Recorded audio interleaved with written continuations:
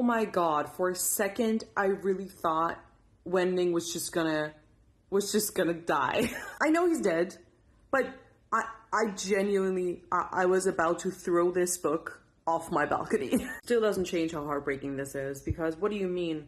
Qinling knew full well that Wenning was a dead man. He would probably be fine even if he was cut in half at the waist. Having a hole punched through his chest was nothing.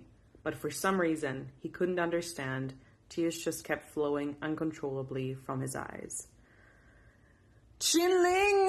This whole chapter really is just, the system was the villain all along. Like, patriarchy, the caste system they have, the hierarchies, it's all rotten to the core. Can we please get rid of it? We need a different system if so many people end up hurt by it, deeply hurt by it, like losing everything they have, and so many people being forced into committing atrocities. Like, the trickle-down violence that is revealed in this chapter, the way it all starts with Qin Guanshan, who just, by every choice he made, created the misery that would unfold for generations. And it is all because he's the patriarch of all patriarchs, because he doesn't value other people, he doesn't value women at all, he doesn't care for people who are of perceived lower birth. He creates life without ever committing himself to protecting or, taking care of that life. Basically, it was the entire world's purpose to serve him in every sense. And all of those choices result in Qin Guangyao, who is such an opportunist, but also so ruthless because he has to be. He's not an innate villain or anything. He's a villain created by the system because this was the only way he saw a possibility to achieve anything, to feel like he was worth anything. Because in the system, he was worthless by birth. He defends a lot of what he did by saying he had no other choice. I don't really agree, but I do see that he was backed into a corner at least. I do think the circumstances of his upbringing turned him into a massive opportunist and individualist. He really doesn't care about other people. He really is only interested in his own advantage. He's a sweet talker. He's somebody who would always rather adapt. It even says in the book here, he would always rather bend than break. In that sense, he's the exact opposite of Lan Wangji, because Qin Guangyao follows no principle. The only real principle he follows is, I need to survive and I need to rise. The only exception to prove the rule in that sense is how he treats Lan Xishan, but I don't even agree that he treats him that well, because in this situation still, he has to subdue him, because he understands that Lan Xishan is a man driven by principle, and he will not bend his principles, not for anyone, and also not for Qin Guangyao. Also, just a side note, but Mi Huaisang being there randomly as well sort of confirms to me that he was the one who was behind all of that, who's like the puppeteer. I don't know. I already had that suspicion when the two servants spilled all of the beans to the cultivation leaders. And one of them was wearing, like, I don't know, a bracelet, a very expensive and pretty bracelet. And then they were saying, who would have the time to dig into Qin Guangyao's shit? And I was like, there's one guy. And now he's just there, suspiciously. I'm just so worked up about the politics and how much I hate the system, and I just want the system to go die. And it's not just Qin Guanshan. Qin Guanshan is a product of the system, and he was definitely, more terrible than others, but they are all participating in this as well. I cannot stand how they keep throwing at each other, oh, you're just a servant's child, and, son of a whore, and all of those are insults, because in this world, being of high birth means so much more than who you are as a person, what principles you follow, how talented you are, how hard you work. None of that matters if you were born into the wrong circumstances. And there is no rising to the top without cheating the system, just like Qin Guangyao did by, murdering through every cultivation clan he could get his hands on. But let's return to the one who I worry about most in this chapter, and that is Qinling. Qinling has no chance to actually cope with what he has to cope with here. I think partly because he's 16 years old and way too young, and also partly because of how Jiang Cheng raised him. To me, it seems like he was repeating a lot of the mistakes that his parents made with him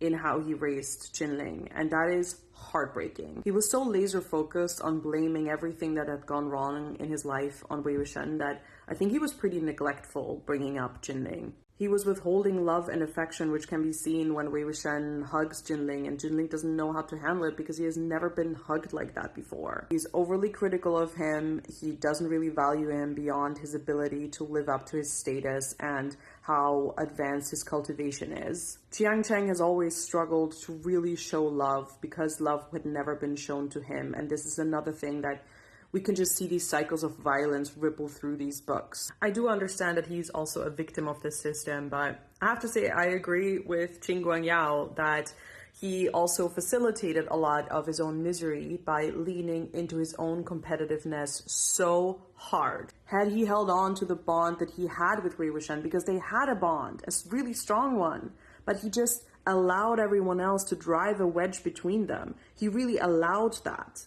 He was aware that they were doing it, so why did he not push back? Why did he not try to hold on to Wei Wuxian tighter? Why was he so easy to accept, yes, okay, I will let you defect and I will actually double down and I will make you the villain now? He was not happy having Wei Wuxian in the Qian clan because it overshadowed his own accomplishments. He was always going to live in Wei Wuxian's shadow if he stayed. But he also wasn't happy letting Wei Wuxian go because, first of all, Wei Wuxian was his family, and secondly, Wei Wuxian was supposed to be beneath him, his subordinate. Because Chiang Cheng has to believe in the system of status and birthright and the caste system that they have. Because that's all he got.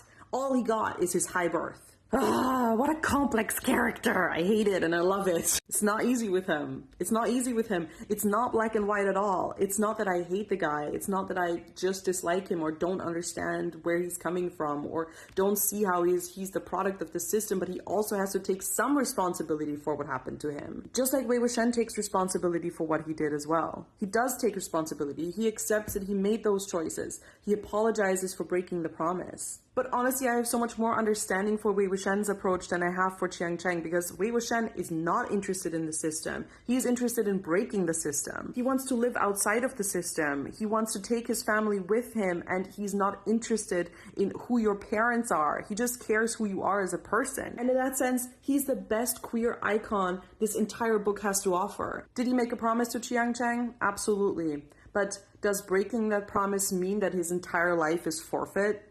I don't think so. I don't think so. Not considering how much good Wei Wuxian actually tried to do as he was defecting from the Qian clan. God, I've worked myself up now. There's so much going on. It's so complex. I'm sure you guys will let me know what part of that ramble made sense and what part you thought was wrong. And I invite that because it's such a complex story and such a complex system that I don't think there is one correct answer. I also don't think I'm catching everything there is to catch in my first read of chapter 21. This was the climax, both emotionally, politically, story-wise, and the reveals. And I kind of want to go back and reread it now because I feel like I probably missed a lot, even though I scribbled all over the margins. I can barely read the text at this point. And in case you're wondering, my most common margin note in this particular part was daddy issues. Because Jin Guangyao has just daddy issues. Wait a minute, I feel like at some point I said that I wanted to talk about Jinling and then I talked about Chiang Cheng again. Damn it! Oh yeah, I also forgot to say hi, my name is Cranes and I'm reading MDZS for the first time. Whoops, got carried away. Anyway, please no spoilers. Haven't watched The Untamed and all that. That was chapter 21. Just 2 more chapters to go. I hadn't realized how close to the end I actually was. Does that mean I have to say goodbye soon? I'm not ready to say goodbye. Can I opt out?